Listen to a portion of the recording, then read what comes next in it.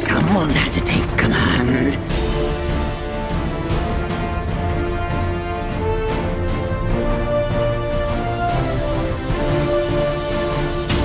Welcome back, Autobots, Decepticons, and everything in between to What If I Survived, the mini-series on Trans series that dives into a fictional story of what would happen if a certain character would survive longer in the live-action movies. And thanks to your guys' vote, today's will cover the Decepticon Air Commander, Starscream. So without further ado, let's jump right in. During the first Transformers movie, Starscream had been hiding out on Earth for some time at a military base. Once Frenzy gave the word that Allspark and Megatron were at the Hoover Dam, Starscream ordered all Decepticons around the globe to mobilize the Frenzy's location. Once Starscream made it to the dam, he would take out the hydraulic power generators to cause Sector 7's systems to go offline, letting Frenzy to be able to let their leader free from his frozen nap. Once Megatron was awake, he would demand to know where the cube was, and upon hearing it to humans at the Allspark, he would lecture Starscream on how he failed him once again. During the assault on Mission City, Starscream fooled Captain Lonox's unit by posing as an F-22 Raptor, providing cover. Starscream launched an attack that crippled Bumblebee, as Ironhide realized too late who the fighter really was. As Sam Witwicky ran off the Allspark, Starscream swooped down, blocking his path, only to be countered by both Ironhide and Ratchet, forcing him to retreat. Eventually, real F-22 Raptors from the US Air Force arrived to shoot down Megatron. Pretending to be part of their squadron, Starscream surprised the human pilots by transforming midair, destroying 3 of the Raptors before he was fired upon. He later transformed back into his disguise and fled. It was not seen in the closing moments in the battle between Optimus and Megatron. Or was he upon the Raptors that fired at Megatron? That interpretation is up to you to think about. But when the battle was done and all the Decepticons were assumed to be destroyed, Starscream fled off-world with his intentions being unknown.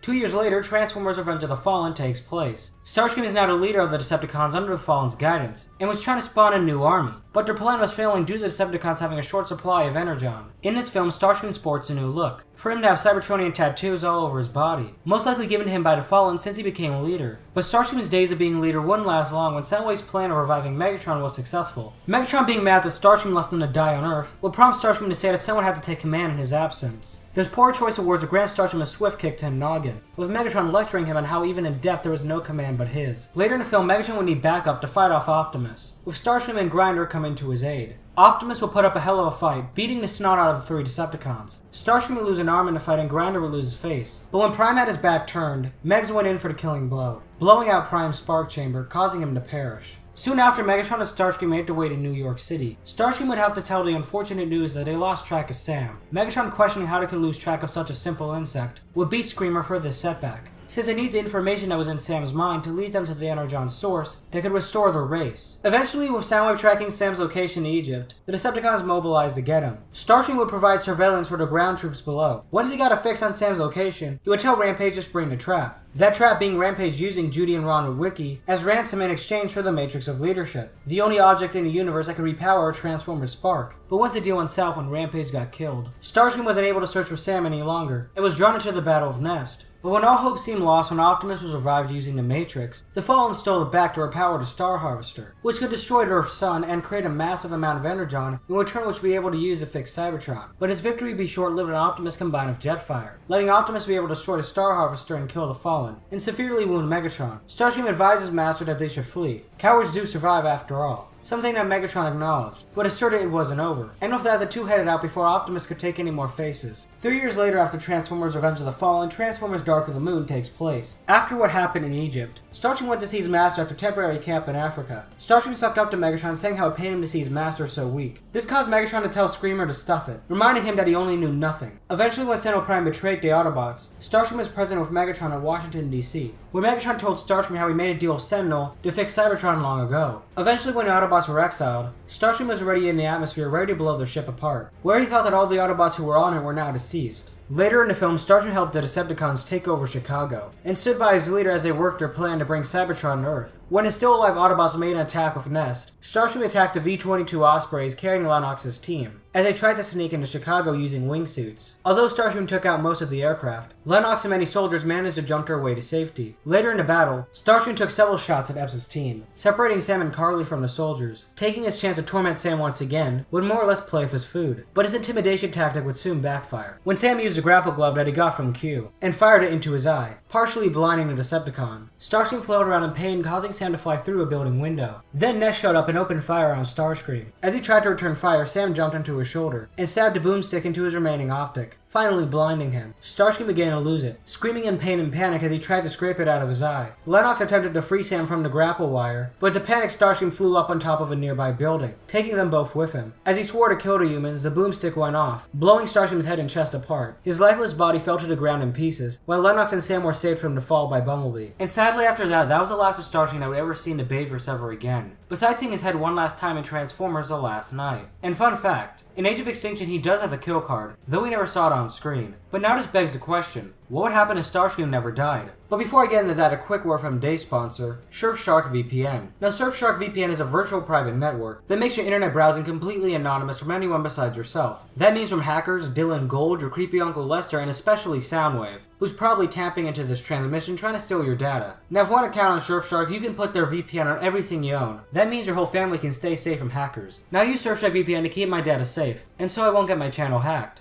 And nowadays where data is the new gold, it's a no-brainer to protect it. Now let's say you live somewhere where Transformers Dark of the Moon was banned on Netflix. What would you do? Well, Surfshark comes to the rescue. By changing your location to where the film is accessible, you'll be able to see it. And this works for any blog content that you can't access. Just change your location and you're in. And if you decide that Surfshark VPN is not your thing, you have a 30-day money-back guarantee. So if Surfshark VPN interests you, check out the link in the description and use my code TRANS to get an 83% discount and 3 extra months for free. And I want to say thank you to the kind folks at Surfshark VPN for sponsoring this video. And to answer what would happen if Starscream would survive, we need to roll back the clock to where Sam shoots the grapple glove into Starscream's eye. And instead of going into a panic, he would get out his buzzsaw and slice the rope, causing Sam to fall. Bumblebee would come in last second, transforming in the air to catch Sam, while at the same time blasting Starscream, which would cause Screamer to stumble back and get stuck on a wall. Using this to his advantage, Bumblebee would land and set down Sam, where Sam would meet up with Carly, and would watch as the two Cybertronians would duke it out. As Bumblebee kick jumped towards Starscream, Starscream grabbed Bumblebee by the leg, throwing him into a parking garage. Starscream, knowing that he could only see out of one eye, would cowardly leave the fight, by transforming and flying away. But Bumblebee would not have any of that, and would jump onto Starscream's vehicle mode, as Starscream tried to fly away. Bumblebee would drive his fist into Starscream's vehicle mode, damaging it. This would cause Starscream to transform, sending both of them crashing down into an abandoned street. Bumblebee would grab a car and throw it at Starscream, but Starscream would slice it in half. Bumblebee would then go on the offensive and shoot out his missile pods. Starscream would do the same with his missile launcher, which would cause an explosion, sending Bumblebee back, stunning him on the ground. Starscream would go to Bumblebee and grab him by the throat, ready to snap his neck. But before he could do it, Nest soldiers came in and started to shoot at him. This would cause him to drop B and return fire, shooting off a missile in the soldier's direction, but due to him having only one functional eye, his aim wasn't very good. Knowing that he could not take them all on in his current condition, he decided to flee, by using his jet boosters while putting his eye back into place. We would see him later in the film during Prime's rage, where he'd be backing up Shockwave. As Prime came towards them, Starscream shot off a missile that Optimus jumped over. Shockwave would shoot off a missile as well, but due to his eye not being in place, he missed. Prime, noticing that Shockwave wasn't that big of a threat, tackled Starscream and pinned him to the ground. Prime would get out his knuckle dusters ready to pound Starscream's face in. But during that time Starscream was fending off Prime, Shockwave managed to get his eye back into place, and threw Prime off of Starscream. Shockwave would slice at Prime, but Prime would counter by using his sword. As the two got in a scuffle, Screamer got back up. Seeing that Optimus was getting the upper hand, he shot Optimus in the back, causing him to fall. Shockwave would grab Prime by the head and shank him in the side. This would cause Optimus to react by elbowing Shockwave in the head, causing his eye to pop out once more. Seeing this, Starscream flew towards Prime with his buzzsaw, but Prime would make short work of him by pulling out his ion blaster and shooting Screamer, causing him to fly into a nearby building. Seeing that Starscream was down, Shockwave would get back up, but he was too slow, since Optimus got the upper hand on him by punching out his kidney. And as we saw in the film, made sure that Shockwave stayed down. As Starscream finally got back up and looked around, he saw Shockwave's mangled body, and angered by the loss of his friend, was about to shoot a missile at Optimus, when he was getting the upper hand on Sentinel. But as he saw the Autobot reinforcements rolling in, he knew it wasn't worth it, so he transformed and flew off. Later, Starscream would watch from the sky, seeing his master take on a wounded one-armed Optimus Prime. Thinking what was Megatron waiting for, he would watch in horror as Megatron got owned by a one-armed Optimus Prime, barely standing a chance against a one-armed Autobot leader as he got decapitated. Starscream in shock pondered how Megatron could have lost that fight, and realizing that the mighty Megatron was finally dead, came to the conclusion I was pondering about for a while. Megatron was a weak and pathetic excuse for a leader, and now there could only be one true leader that could rule over the Decepticons. That leader would be him. And with that, Dark of the Moon would come to a close. Now in the Transformers movie timeline, Age of Extinction and The Last Night would come after. But since Age of Extinction is a more Autobot-centered film, with most of the Decepticon faction being killed off, slipping in Starscream would not feel right. So instead of the events of Age of Extinction and The Last Night coming next, I propose a new film, Transformers Age of Starscream.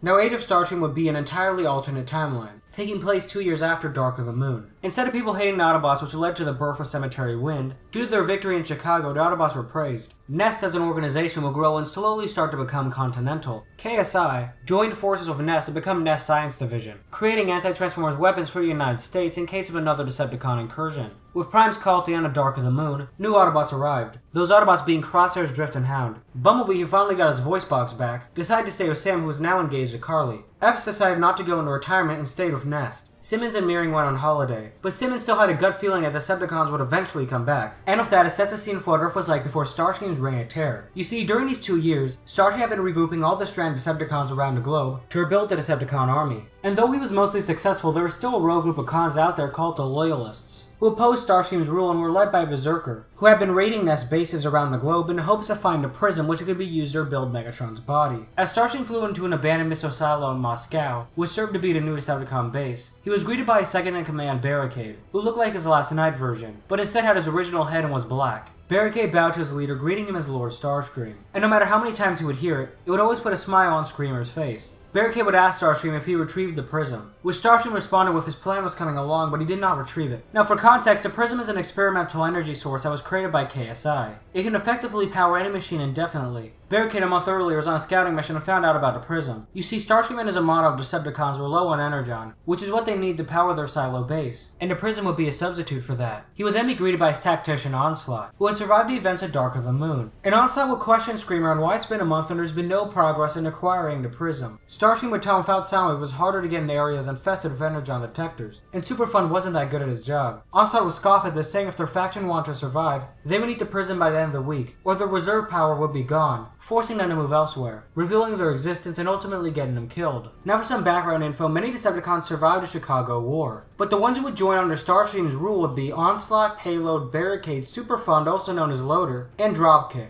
Now Dropkick is not the one from the Bumblebee film, since that movie is a reboot, but the 2011 Chevrolet Silverado Decepticon that we briefly saw destroying humans in Dark of the Moon. And instead of him looking like a protoform, he would have blue and white truck parts, which is an homage to the 2007 Transformers the game. Now Dropkick was a hothead who loved to disobey Starscream's orders, and would get made into an example of countless times by Starscream, to show what would happen if you disobey his rule. Onslaught was a tactician who came up with the best strategies to achieve their goals. Payload was a senior engineer who renovated the silo base to suit the Decepticons' new needs. Superfund was a communications officer who wasn't that good at his job, and his vehicle form was slightly different, for him to sport a surveillance deco along with a radar dish. And lastly, Barricade, who was second in command. So with that, it sets the stage for our Decepticon cast. But who are the Loyalists led by Berserker? Well, the Loyalists opposed Starscream's rule as the new Decepticon leader, and took to heart Megatron's statement, "Even in death there is no command but mine." As I said earlier, their goal is to steal the prism, and use it to reactivate Megatron's body, which they stole by raiding one of the Nest bases a while back. The Loyalists had a base in southern Africa, similar to Megatron's scrapyard in Dark of the Moon. With all the raided supplies from the Nest facilities, they brought it back to their base. Among the scrap was Megatron's mangled body,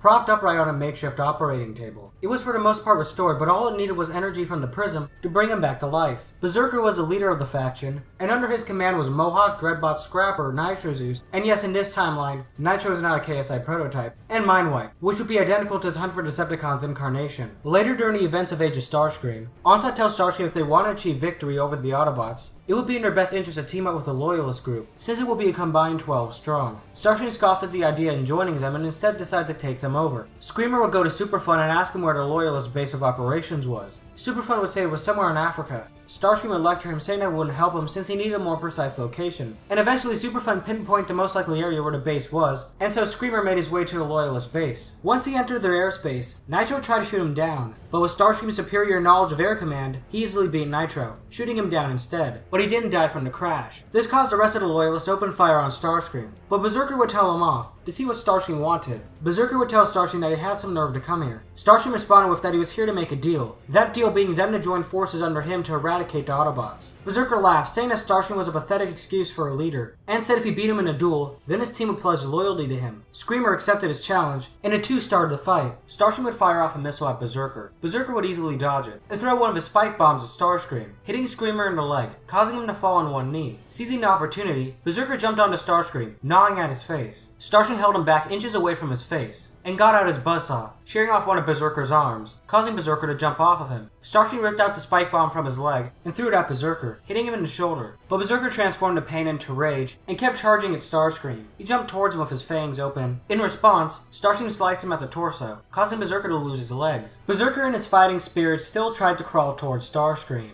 but Starscream would end Berserker's pathetic attempt by placing his foot on his back. Berserker would wince in pain and said that he yielded, saying that the Loyalists could rebuild him. Starscream would say surrender is for the weak, and killed Berserker by shooting a missile at him. The Loyalists would look in shock as their leader was now destroyed. Starscream would ask if anyone else wanted to challenge him. The Loyalists would bow down and chant, "All hail Lord Starscream." Starscream would tell them to take any supplies that was useful back to the Decepticon base. Starscream would pick up Berserker's head as a trophy to remember him of this victory. He would then stumble upon Megatron's body, and would say how it pains me to do this, and shoot Megatron's body. The Loyalists looked in horror as Megatron was blown up, and as much as they wanted to fight back, they knew they would succumb to the same fate as their leader. Starscream would then pick up Megatron's head, saying that the end for the Autobots was near. As he took Megatron's head as a trophy, he told everyone to make their way to the Decepticon base in Moscow. Once the Loyalists made their way to the base, Starscream hatched his plan with the help of Onslaught to lure Optimus out of Nest HQ, where the prison was being stored. And to do that, he needed to pick off a target that would cause Prime to leave Nest. Let's say a target that caused Starscream to almost lose his eye, with the coordinates being supplied to him by Mindwipe, who uses telekinesis to access a satellite. Screamer flew over the streets of Chicago, where he transformed and landed in the suburbs, aiming a missile at Sam and Carly's house. But as he fired a missile, Bumblebee drove through the garage, and transformed, grabbing the missile midair and launching it back at Starscream. As Starscream was stunned by his own shot, Bumblebee would use this to his advantage by uppercutting Starscream, causing him to go down. As Bumblebee got out his blaster, Starscream moved out of the way as the shots nearly hit him. He would then return fire by shooting a missile at the ground, causing Bumblebee to fall. He would then grab Bee by the throat, saying that he would not spare him this time around. But before he could get the killing blow, Sam would run to where the two Cybertronians were at, and grabbed out his anti-transformer weapon. Bumblebee would tell Sam to run, but Sam did not want to leave his friend behind, saying that he would blast Starscream's eye out again if he didn't put Bumblebee down. Starscream scoffed and shot Sam with his chain gun, killing him. Bumblebee would yell no, and bring out his missile pods, ready to take his own life if it would mean to kill Starscream. But Starscream would rip off the missile pods from the scout's back, saying it was a pathetic attempt. Bumblebee would reply saying that he would not get away with this, and at the same time send off a distress message to Nest, saying that he was in danger and that Sam was dead. Starscream would say this for Soundwave, and stab Bumblebee with his chainsaw through the chest, killing the yellow Autobot for good. As he dropped Bee's body next to Sam's, he left the area knowing that Prime would be there soon, and signaled Barricade to see if Prime had left. And as if on cue, Barricade looked as Optimus left the area, along with Hound, Drift, Sideswipe, Ratchet, and Crosshairs. Once those Autobots were far enough away, Barricade's team consisting up of Payload, Scrapper, Onslaught, Dropkick, Mohawk, Nitro, and Dreadbot charged in. They came face to face with the Wreckers, which consisted up of Roadbuster, Topspin, and Leadfoot, along with Dino, and numerous Nest forces. During this amazing battle, which I'll leave up to your guys' imaginations, Barricade's team won in the end, and were able to kill the Wreckers and Dino, but wasn't able to find a prism. Though Barricade's team won the battle, some cons died in the process, those cons being Mohawk, Dreadbot, Scrapper, and Nitro Zeus. Now focusing on the Autobots. Once Optimus and his squadron pulled up to Sam's house, they saw Carly grieving over her husband's body, and saw Bumblebee dead right beside him. Ratchet would respond if at least Bumblebee went out protecting Sam, but Prime, saddened by the loss of his old friends, made an oath that Starscream would pay by being executed. Prime's sadness got even greater when he heard about what happened in Nest HQ, and how Dino and the Wreckers were killed in battle. And his sadness would turn into anger as he saw how the Decepticons showed no mercy for the innocent civilians who got caught in the crossfire. There would be a funeral for the Autobots that died that day, along with Sam and Wiki and the Nest soldiers who were killed in action. This made Optimus more determined to put down Starscream, no matter the cost. Now moving back to Screamer, Barricade's team would make their way to an undisclosed location, bragging about the Autobot kills they got. But once the topic of casualties came up, Starscream was not happy. But since all the cons that died were from the Loyalist group, he didn't care too much. But where he did care was when Barricade told him that they did not find a prism, and that they destroyed the whole facility looking for it. This would put Screamer into a rage, causing him to grab Barricade by the throat and slamming him against the wall, saying that if he would ever fail him again, he would rip out his voice box. He would then throw Barricade to the ground, making his point to the rest of the cons for no one to fail him. With the prism not in his possession, Starscream decided to send out a message around the globe, and with the help of Superfront transmitting the message from the ground to Mindwipe, who was in space hacking the satellite, Starscream's warning would be out. That warning being if the prism wasn't given to him, then he would wreak havoc around the world, making sure every human felt his wrath, creating an age of Starscream. With Starscream's threat out there and taking into account everything that happened that day, Optimus decided to make a trap. He would send off a transmission to Starscream, saying that they would surrender to Prism at a secure location, but Starscream would have to retrieve it. Onslaught would urge Starscream that it was certainly a trap, but Starscream brushed him off, saying if there would be a fight, they would certainly win due to their recent victory, ordering him to send the remaining Decepticons to the Prism's location. Once the cons got to the location, which was at an abandoned town, there was a crate in the center of the road. Barricade would urge Starscream to take caution before opening the box, but Starscream pushed him aside, saying that caution was nonsense. And when he was about to open the box, a grenade landed by his feet that detonated, causing Screamer to fall back. The rest of the remaining Autobots came out of their hiding places, with Prime leading the charge. As Onslaught tried to gun down Prime, he would be countered by fire from Hound. Sideswipe and Drift took on Mindwipe and Payload, as Crosshairs fought Dropkick. While Ratchet was in a duel with Barricade, Prime charged towards Starscream. Seeing that his leader was down, Superfun tried to buy him some time by transforming and trying to ram Prime. But in the end, Optimus countered his attack by stepping on the truck and plunging a sword through it, killing Superfund. As Starscream got back up, he saw Optimus' sword come down at him, but he countered it just in time with his buzzsaw. To counteract Starscream's counter, Prime tried to grab out his ion blaster, but Starscream would notice this and shot Autobot leader with his chain gun. This would cause Optimus to shield himself from Starscream's bullets. With Optimus slightly stunned, Starscream took it upon himself to fly towards Prime, this time making sure to dodge Prime's bullet when it came towards him. He would then grab Prime by the gun, and use his momentum to throw his enemy into a building, stunning Prime. As Starscream looked around, he saw the Autobots and Decepticons clash, with Barricade giving the executing blow to Ratchet, while Mindwipe was slashed in half by Drift. Seeing that Starscream was distracted, Prime shot Starscream in the thruster, causing the Decepticon to stay grounded. Prime would then get out his knuckle dusters, but Starscream countered by shooting off a missile, causing Prime to be unbalanced. But Prime used this to his advantage, and used the offsetting momentum to land a direct punch on Starscream, causing Starscream to fly back and get stuck in a wall. Using this to his advantage, Prime lunged at Starscream, and grabbed him by the face, lifting him up and kicking him to the ground, where he would then drive his sword through Starscream's chest, causing the Decepticon to stay pinned to the ground. He would see Dropkick flee to battle by transforming and driving off, as Crosshairs was shooting at him, while Payload was getting ganged up on by Drift. As he looked farther out to where Onslaught was fighting Hound,